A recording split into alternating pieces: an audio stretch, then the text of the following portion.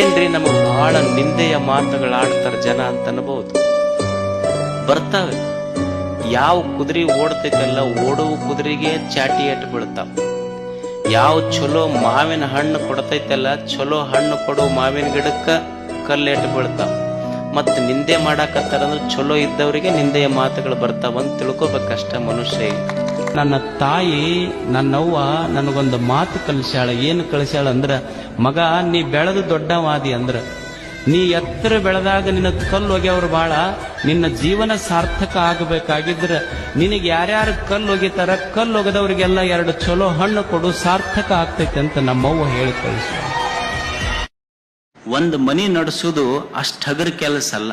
ಅವ್ರಿಗೆ ಹಿಂದಕ್ಕೆ ಪರಿಚಯ ಮಾಡಿಸ್ಬೇಕಂದ್ರೆ ಏನಂತಿದ್ರು ಅಂದ್ರ, ಇವ್ರು ನಮ್ಮ ಕುಟುಂಬ ಅಂತ ಪರಿಚಯ ಮಾಡಿಸ್ತಿದ್ರು. ಅಂದ್ರ ಇನಿ ಮನಿ ನಿಂತಿದ್ದ ಅಕ್ಕಿ ಮ್ಯಾಲ ಅಂತ, ಮನಿ ನಿಂತಿದ್ದ ಅಕ್ಕಿ ಮ್ಯಾಲ.